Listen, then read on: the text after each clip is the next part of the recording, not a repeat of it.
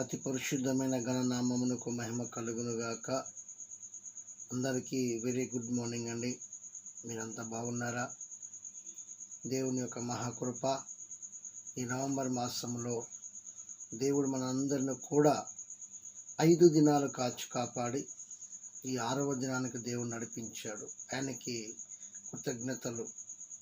దేవుడు ఈ రోజంతా కూడా మనందరికీ, ముఖ్యంగా నీకును మరియు నాకును ఈ దినమంతా ఆయన కాపుదల నుంచి ఈ దిన ఆశీర్వాదాలు, ఈ దిన దీవెనలు ఆయన మనకు కలుగ చేయునుగాక. మంచిది. ఉదయకాల వర్తమానాల కొరకు ఎదురు చూస్తున్న మీ కొరకు ఈ ఉదయకాల దేవుని వాగ్దానం కీర్తన 91వ కీర్తన 10వ చరణము. ఏ తెగులు నీ గుడారమును సమీపించదు. ఆమేన్. ఈ ఉదయకాల వాగ్దానం కొరకు ప్రార్థన చేయండి. దేవుడు మాట సెలవిస్తున్నాడు. ఏ తెగులు కూడా నీ గుడారమును సమీపించదని అంటున్నాడు. అవునండి, తెగుళ్ళ చేత నష్టపోయినటువంటి కుటుంబాలు,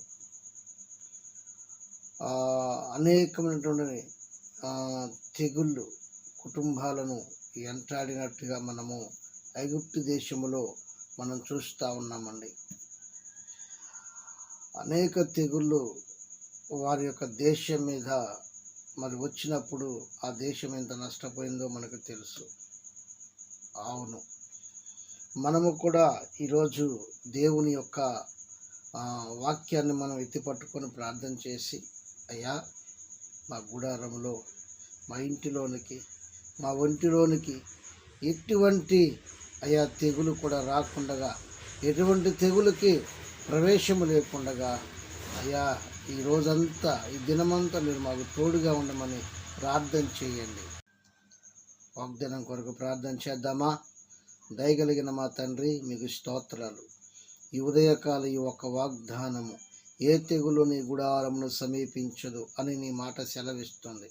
ఈ వాగ్దానమును బట్టి నేను వందనాలు అయ్యా. నీ వాగ్దానాన్ని బట్టి మీకు స్తోత్రాలు. ఈ దినమునైనా, ఈ వాగ్దానమునైనా నా జీవితంలో, మా జీవితంలో ప్రభువ మీరు నెరవేర్చి మహిమ పొందమని యేసయ్య నామములో ప్రార్థిస్తున్నాము తండ్రి. ఆమేన్. దైవ పిల్లలారా, ఇలాగనే ప్రతిరోజు వస్తున్నటువంటి వాగ్దానాల కొరకు ఎదురు చూడండి. తప్పకుండా మేము మీ కొరకు ప్రార్థన చేస్తున్నాం. మీరు కూడా మా పరిచర్యల కొరకు